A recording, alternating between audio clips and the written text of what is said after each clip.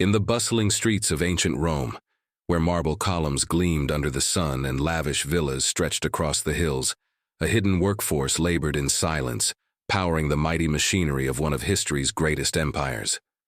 These were Rome's slaves, a diverse, indispensable population whose toil underpinned every triumph of Roman civilization. The Roman philosopher Seneca once reflected in a letter to his friend Lucilius, "Kindly remember that he whom you call your slave sprang from the same stock, is smiled upon by the same skies, and on equal terms with yourself breathes, lives, and dies." But such humanistic wisdom rarely shaped the brutal reality. At the core of Roman domestic life were the servi domestici, or household slaves. These individuals managed the daily functions of the home, from cooking and cleaning to tutoring children. When Mount Vesuvius erupted in 79 CE and buried Pompeii in ash, it inadvertently preserved a window into the lives of these domestic slaves. Excavations in the grand villa of Julia Felix revealed not only their cramped living quarters, but inscriptions, naming her personal attendants, Successus the butler and Capella the hairdresser.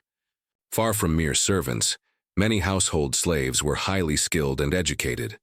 Take, for instance, Remus Palamon, a former slave from Gaul who became a prominent teacher in Rome under emperors Tiberius and Claudius. Or Tiro, the beloved secretary, and confidant of the famous orator Cicero. Cicero's admiration for Tiro was so profound that he once wrote to his brother Quintus, "I have no one with whom to talk, in whom I can take any pleasure. Tiro is not with me." Eventually, Tiro earned his freedom and became a literary figure in his own right, publishing Cicero's works and even inventing a shorthand system known as Tironian notes, which would influence transcription for centuries. Then there was Epictetus, born a slave in Hierapolis around 50 CE. He gained his freedom and rose to become one of the most influential Stoic philosophers in history. His teachings, recorded by his student Arrian, emphasized inner freedom over external circumstance, a philosophy forged in the fires of servitude. Yet, not all slaves lived in the relative security of elite Roman households. Beyond the city walls, under the harsh Italian sun, thousands labored on massive agricultural estates known as latifundia. These sprawling farms, some stretching across thousands of acres, formed the backbone of Rome's agricultural economy. The agronomist Cato the Elder, in his manual De Agricultura, advised that a farm of 150 acres be worked by at least 16 slaves. He even recommended that sick or aging slaves be sold off, regarded as expendable tools, not human beings. The Roman equestrian Vettius Pollio took this cruelty to a grotesque extreme, famously feeding disobedient slaves to his pet lampreys. When Emperor Augustus witnessed this practice firsthand, he was so appalled that he ordered Pollio's prized glassware to be shattered and his fish pond filled in. A rare moment of imperial mercy in a system built on brutality. As Rome's agricultural empire grew, so did its dependence on slave labor. Pliny the Elder, in his Natural History, lamented the scale of these estates, saying, "The largest states have been the ruin of Italy, and are now ruining the provinces as well. Behind these grand villas and abundant harvests lay unimaginable human suffering." Just one example. Pedanius Secundus, a Roman senator murdered by one of his slaves, reportedly owned over 400 slaves in his urban household alone. The murder sparked a fierce Senate debate over whether all 400 should be executed, as dictated by Roman law. In the end, they were. These early glimpses into the lives of household and agricultural slaves reveal the enormous disparity between skill and status, between human potential and the cruel machinery of empire. Some rose to greatness, many more were crushed underfoot. This was the complex, brutal, and indispensable world of Roman slavery, the human foundation of an empire that still shapes our world today. Beyond the marble grandeur of Rome, far from the bustling villas and polished courtyards, stretched the vast rural heartland of the empire. It was here, in the blistering fields and the dark underworld of mines, that the Roman economy drew its lifeblood on the backs of nameless, voiceless slaves. The latifundia, massive agricultural estates, were Rome's breadbasket and a landscape of unrelenting suffering. These estates, owned by the elite and worked by hundreds of enslaved laborers, were often larger than entire villages. Cato the Elder, in his agricultural treatise, De Agricultura, laid out cold calculations for maximum output. He advised that a farm spanning 240 jugera, approximately 150 acres, should be staffed by at least 16 slaves, a number that prioritized productivity over humanity. Cato's pragmatic tone was devoid of empathy. He recommended selling slaves who were elderly or sick, treating them as tools that had outlived their use. These laborers were often shackled, worked from dawn until dusk, and punished severely for the slightest sign of fatigue or disobedience. This brutal mindset reached its horrific peak in the case of Vettius Pollio, a wealthy Roman knight infamous for his grotesque treatment of slaves. According to historical accounts, Pollio would feed disobedient slaves to his exotic pet lampreys as a gruesome form of punishment. The story goes that when Emperor Augustus dined with Pollio and witnessed him ordering a slave to be executed for breaking a crystal cup, Augustus intervened. In a rare act of justice, he ordered Pollio's lavish glassware to be shattered and the lamprey pond destroyed. But such imperial mercy was rare. The system itself remained untouched. As the empire expanded, its appetite for agricultural output grew insatiable. The latifundia system, at its peak in the 1st century CE, became so dominant that Pliny the Elder would mourn. The largest estates have been the ruin of Italy and are now ruining the provinces as well. These estates produced the grain, olives, and wine that sustained both the Roman army and the luxury of its upper class. But agriculture was only one realm of forced labor. Beneath the surface of the empire, in a literal sense, lay a darker hell, the mines and quarries. In the gold mines of Las Medulas, in what is now northwestern Spain, thousands of slaves worked in horrific conditions. The process of hydraulic mining required immense physical labor. Slaves tunneled into hillsides, set massive volumes of water to crash through the rock, and then sorted through the debris for gold. Many tunnels collapsed. Others were filled with toxic dust. Few who entered the mines ever saw daylight again. Pliny the Elder, in his Natural History, described the method and its toll. The duration of their shifts was measured by the burning of lamps. For months, the miners never saw the light of day. The death toll in these mines exceeded that of many wars. These men, buried deep beneath the earth, were forgotten even as their labor enriched Rome. The Greek geographer Strabo echoed this grim reality, observing how many slaves toiled in shifts day and night, digging tunnels, carrying rocks, and breathing poison. Las Medulas alone is estimated to have produced 1.6 million kilograms of gold over 2 centuries, each ounce paid for in blood. Meanwhile, in the marble quarries of Carrara, slaves carved gleaming white stone that would later adorn Rome's most famous buildings. But the grandeur of monuments like the Pantheon or Caesar's Forum came at a steep price. Slaves navigated steep cliffs, maneuvering heavy marble blocks on wooden sledges. Accidents were common and deadly. One haunting inscription, dated to the 2nd century CE, was discovered near the Carrara quarries. It reads simply, "Faunus slave, age 20, died beneath the stone." That stone, perhaps now part of a famous monument, became his tombstone. Despite the staggering danger, the demand never slowed. Emperor Augustus himself once declared, "I found Rome a city of bricks and left it a city of marble." But it was enslaved hands that turned his vision into reality. Across the empire, whether in sun-scorched fields or suffocating tunnels, slaves were the hidden machinery of Rome's wealth. They harvested grapes in Campania, chipped rock in Hispania, and bled beneath the empire's prosperity. They were many, but nameless, strong, but broken. And though history often forgets them, every grain of Roman glory was sifted from the dust of their sacrifice. While many Roman slaves toiled in anonymity, plowing fields, crushing stone, or cleaning noble households, some found themselves in the harshest spotlight imaginable, the blood-soaked arenas of the Roman Empire. These were gladiators, enslaved men turned warriors, trained to fight for the entertainment of the masses.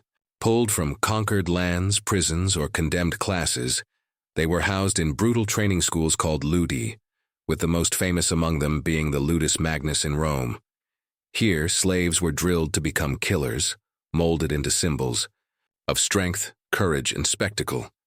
Though their lives were short and violent, the arena offered a rare, flickering promise, glory, and possibly even freedom. Among these doomed fighters, one name rose above all: Spartacus. Once a Thracian soldier, Spartacus was enslaved and trained as a gladiator. But in 73 BCE, he led a rebellion that would shake the very core of the Roman Republic. Along with around 70 fellow gladiators, Spartacus broke free from his training. School in Capua, escaping with nothing more than kitchen knives and stolen swords. They fled to Mount Vesuvius, using vines to rappel down steep cliffs and ambush Roman forces, displaying early signs of remarkable tactical brilliance. Their rebellion, later known as the Third Servile War, quickly escalated. Enslaved people from all over Italy flocked to Spartacus's side, forming a rebel army estimated at 120,000 strong. Farmers, household slaves, and even some freemen joined him, united by their hunger for liberty. The rebellion carved a swath of destruction across the Italian countryside, burning latifundia and defeating Roman legions.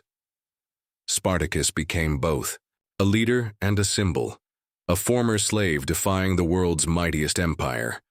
But Rome would not tolerate such defiance for long. In 71 BCE, the Senate turned to Marcus Licinius Crassus, the richest man in Rome. He raised an army of 8 legions and pursued Spartacus with ruthless determination. In a chilling show of discipline, Crassus even revived the ancient punishment of decimation, executing 1 in every 10 of his own men after early defeats. The final battle came near the Silarus River. Before the clash, Spartacus, understanding the gravity of the moment, dramatically killed his own horse, declaring, "If I am victorious, I shall have many horses. If I am defeated, I shall need none." It was a final act of resolve, echoing ancient heroism. Though he fought valiantly, injured, fighting on his knees, Spartacus was killed. Crassus crushed the rebellion. In a terrifying display of power, he ordered 6,000 captured rebels to be crucified along the Appian Way from Capua to Rome, a forest of crosses stretching over 120 miles. The Roman poet Horace later wrote of the scene, noting that even birds of prey were repulsed by the carnage. While gladiators faced death in the arena, another class of slaves, public slaves, or servi publici, lived quieter but no less important lives. These individuals were not owned by private citizens, but by the Roman state itself. Public slaves had varied duties. Some maintained the city's vast network of aqueducts, keeping Rome's legendary fountains and baths flowing. Others assisted in government offices, temples, and archives. Their work was essential to the functioning of Roman civil life. Unlike their privately owned counterparts, public slaves often enjoyed slightly better conditions. They were more likely to be granted manumission and were allowed to wear the pileus, a soft felt cap that symbolized freedom. This marked them as a distinct class within the enslaved population, sometimes even allowing them to rise to positions of respect. One such figure was Narcissus, a public slave mentioned in a 123 CE inscription, who served as a clerk for the office of the water commissioner, a role that required literacy, precision, and trust. The Vestal Virgins, Rome's sacred priestesses, were each assigned 2 public slaves to aid them in their divine duties, reflecting both their elevated role and the flexibility of public slavery. Still, this limited dignity did not change their legal status.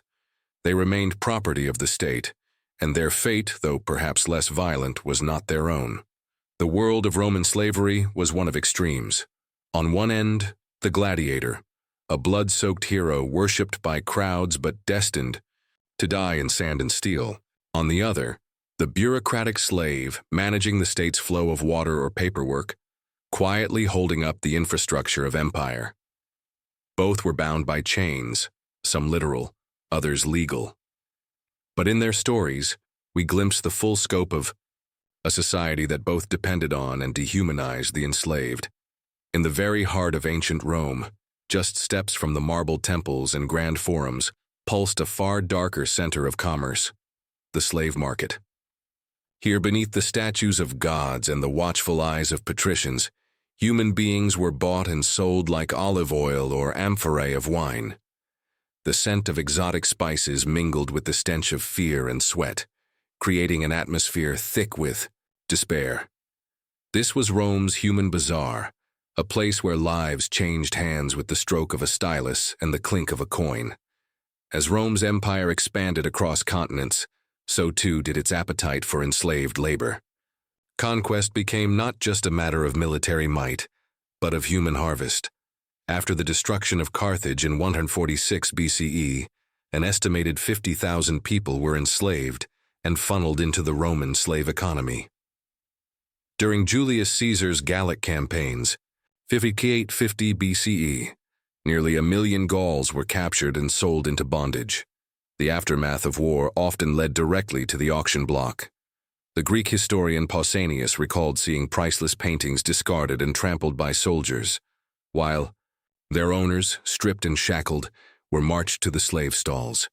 When Mummius, the Roman general who sacked Corinth, shipped looted artwork back to Rome, he reportedly told his sailors they'd be held personally responsible for any lost pieces, yet showed no such concern for the thousands of human captives.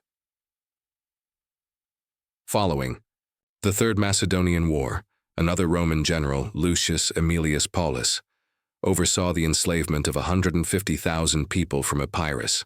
According to Plutarch, it took just 1 hour for 70 cities to be pillaged and emptied of their citizens. Even outside of war, piracy filled Rome's slave coffers. The island of Delos became one of the largest slave trading hubs in the Mediterranean. At its peak in the 2nd century BCE, up to 10,000 slaves were sold there in a single day. Corruption compounded the tragedy. Cicero, in his speech against Verres, condemned the Roman governor of Sicily for colluding with pirates, letting them raid coastal towns and sell the captives in return for bribes. No one was safe. Not even future emperors. A young Julius Caesar himself was once captured by Cilician pirates. According to legend, when they asked for a ransom of 20 talents, he scoffed, demanded they ask for 50, and jokingly warned them he'd crucify them once freed. When the ransom was paid and Caesar released, he kept his promise, hunting down and executing them all. Within Rome, the mechanics of the slave trade were both efficient and dehumanizing. Professional slave dealers, known as mangones, operated with the flair of seasoned marketers. The agricultural writer Varro warned buyers to beware of tricks. Dealers would rub slaves' bodies with oil to make them look healthier, or dye their graying hair to hide age. Some even painted over blemishes or trained slaves to act more docile or skilled. One particularly infamous trader named Tanus sold 2 boys to Mark Antony, claiming they were twins. When Antony discovered they didn't even speak the same language, he confronted Tanus, who boldly argued that their differences made them more valuable. Antony, amused by the clever lie, let the sale stand. The scale of this market was staggering. It's estimated that in the 1st century CE, 30% to 40% of Italy's population were slaves. Rome alone may have held up to 400,000 enslaved individuals. The business was so lucrative that Emperor Augustus imposed a 4% tax on every slave sale, known as the Quinta et Vicesima Mancipiorum. It became a significant source of revenue for the imperial treasury. At the markets, slaves stood on rotating platforms, their feet whitened with chalk to signify they were newly arrived. They wore placards around their necks detailing their origins, skills, and flaws, as required by the curule aediles, Rome's public magistrates who regulated the trade. The Roman playwright Plautus, in his comedy The Persian, mocked this practice by showing a man trying to sell his daughter as a musical prodigy, despite her having no talent at all. But for real slave buyers, skills commanded a premium. The famed physician Galen noted a slave doctor being sold for 60,000 sestertii, a massive sum. Quintilian, the orator, once said that a well-educated slave could be worth over 100,000 sestertii. Some slaves fetched even more. The gourmand Apicius reportedly paid 200,000 sestertii for a cook, and the slave Daphnis, a musician from Gaul, was sold for 700,000 sestertii, equal to the yearly wages of 700 Roman legionaries. For high-value slaves, private auctions were held in elite venues. The poet Martial described a beautiful slave girl, named Erotion, being bid on by so many men that the auctioneer could barely keep up. These high-stakes auctions were often tense, even violent, as Rome's elite battled over beauty, talent, and exoticism. The slave market didn't sleep. As the sun dipped behind the Capitoline Hill, deals were still being made, coins exchanged, and families separated. New ships arrived daily at Ostia, unloading cargo from Africa, Gaul, Britain, and the East. Men, women, and children dragged into a system that reduced humanity to price tags. As satirist Juvenal observed, "There is nothing a man won't believe if he is afraid, and nothing he won't do if he is greedy." In the slave markets of Rome, greed and fear reigned supreme, fueling an empire that devoured lives for luxury and power. Beneath the dazzling architecture of Rome, its gilded temples, marble baths, and imperial villas, lay a world built on agony. The grandeur of the empire masked a brutal truth. The daily lives of Roman slaves were defined by exhaustion, cruelty, and the constant denial of their humanity. Their suffering began at dawn. In the latifundia of rural Italy, vast estates stretching over rolling hills, hundreds of slaves were roused from filthy, overcrowded quarters. Many were shackled at the ankles, their movements restricted even in rest. The philosopher Seneca, in his moral essays, grimly summarized their fate. "Slavery is the death of the soul." The Roman agronomist Cato the Elder advised landowners to keep their slaves in constant labor, writing, "Men who are busy in labor are not busy in mischief." This cold logic justified endless work. Agricultural slaves often labored for 16 hours a day beneath the Mediterranean sun, bent over crops, vineyards, and olive groves. In Campania's fertile hills, where the prized Falernian wine was produced, vineyard slaves faced especially grueling conditions. They rose before dawn and often worked until nightfall.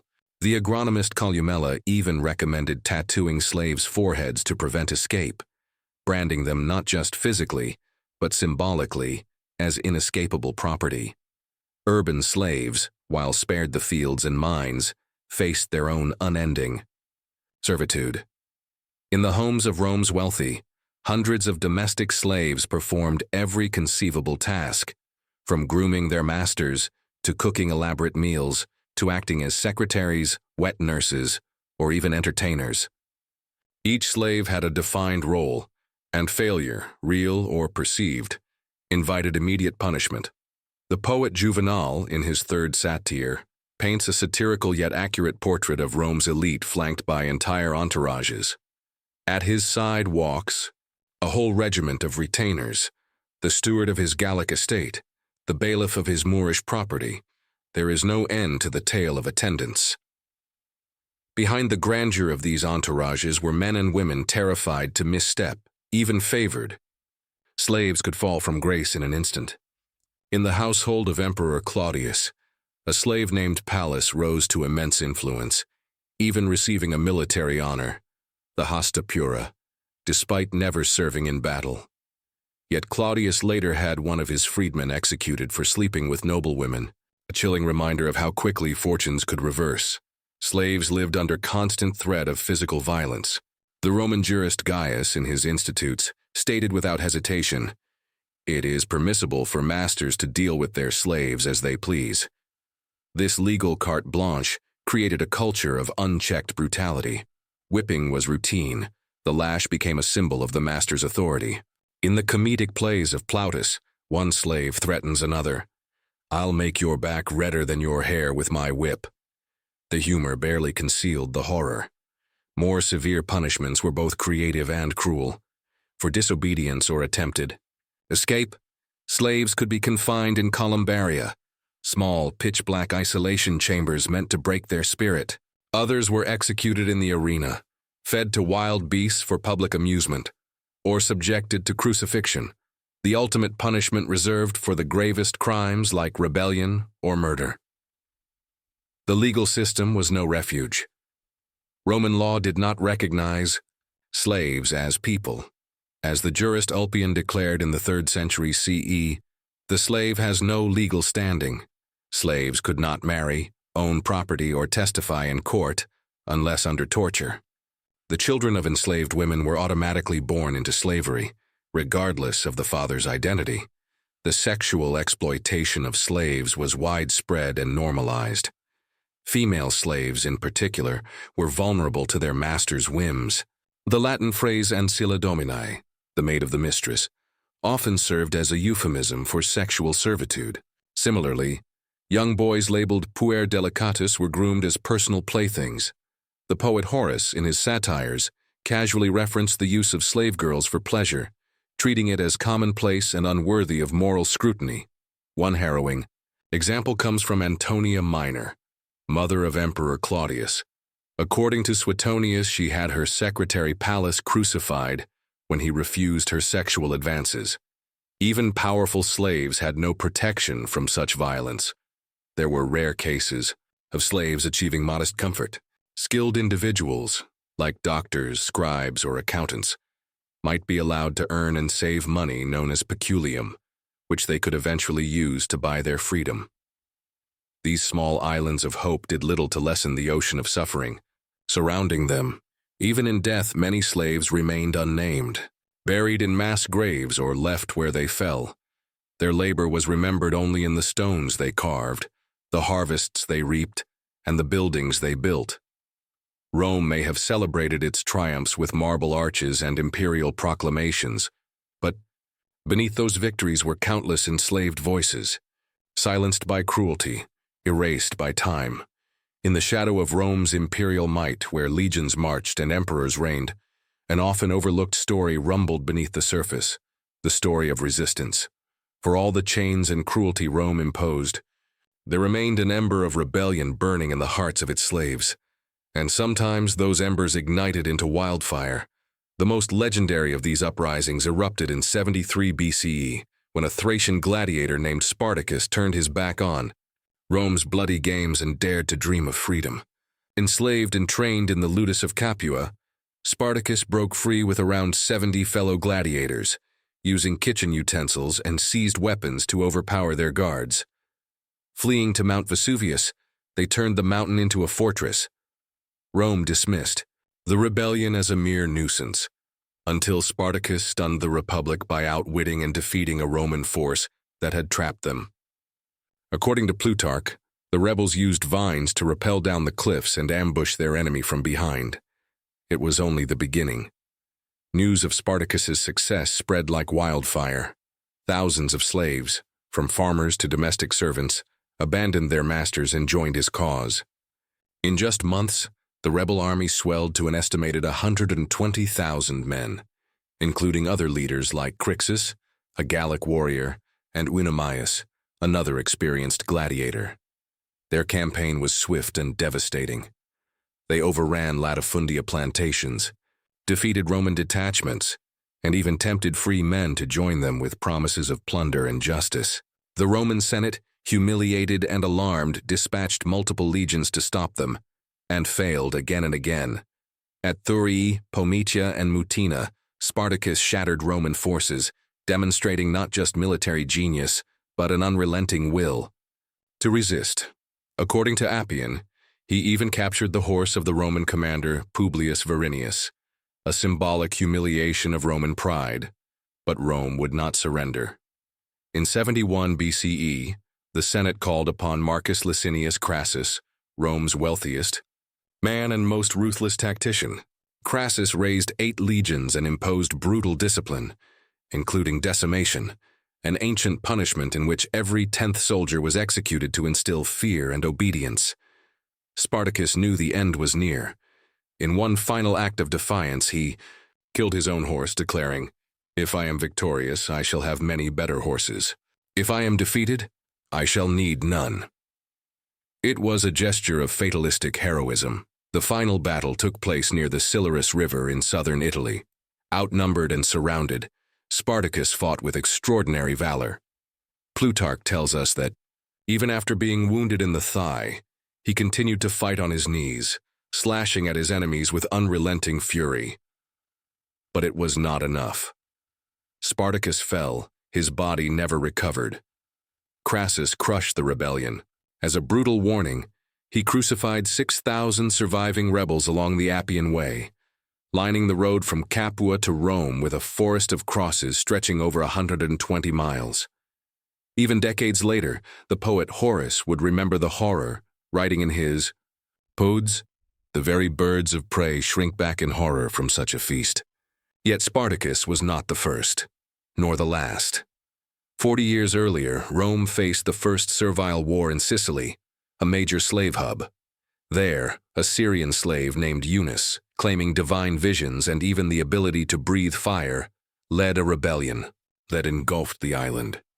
Declaring himself King Antiochus, Eunice's army grew to 200,000 strong. They captured cities, minted coins, and held the countryside for 3 years. Another leader, Cleon, joined him, turning the rebellion into a full-blown slave kingdom. Roman forces were repeatedly defeated until a massive consular army under Publius Rupilius finally crushed the uprising. Eunice was captured and died in prison, reportedly eaten alive by lice. Thousands of his followers were crucified. According to the Greek historian Diodorus, the whole of Sicily was filled with the corpses of crucified slaves. Barely a generation later, Sicily erupted again in the Second Servile War, led by a slave named Salvius, who took the royal name Tryphon. Aided by an astrologer named Athenion, they captured cities, established a court, and mimicked Hellenistic royalty. The rebellion raged for 4 years until Manius Aquilius, sent by Rome, resorted to poisoning water supplies to defeat the rebels. These were the great uprisings. But resistance wasn't always grand. Across the empire, slaves resisted in smaller, quieter ways: sabotage, theft, slow work, and gossip. These daily acts of defiance chipped away at their master's power. Roman agricultural manuals reflect this tension. Columella, in De Re Rustica, urged owners to visit slaves frequently to ensure discipline. Then, he wrote, they will be more careful and attentive to their duties. This need for constant oversight revealed the simmering resentment always close to the surface. Some slaves attempted escape, like Androcles, whose legendary story was told by Aulus Gellius. After fleeing to the wilderness, Androcles befriended a lion by removing a thorn from its paw.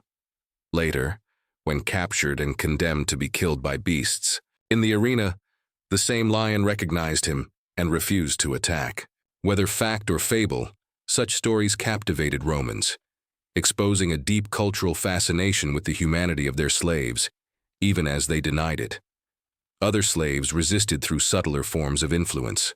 Sporus, a young slave castrated and married by Emperor Nero, later became the companion of 3 emperors, navigating the perilous politics of imperial Rome with cunning and quiet power. These stories remind us that even in the darkest of circumstances, resistance persisted. Whether through open revolt or whispered rebellion, slaves across the Roman Empire refused to fully surrender their humanity. They may have been chained, but their spirits often were not. In the rigid hierarchy of ancient Rome, where birth and status often defined destiny, there existed a narrow but extraordinary path from enslavement to freedom. Those who walked it were called freedmen and freedwomen, former slaves who had clawed their way out of bondage to claim a new, complicated place in Roman society. Their journey began with manumission, the legal process through which a slave was granted freedom. It could occur in various ways: through a master's will as a reward for loyalty, or by buying one's own freedom using earnings known as peculium. The ceremony often took place before a magistrate and marked a profound transformation from property to person. Yet even this liberation came with caveats.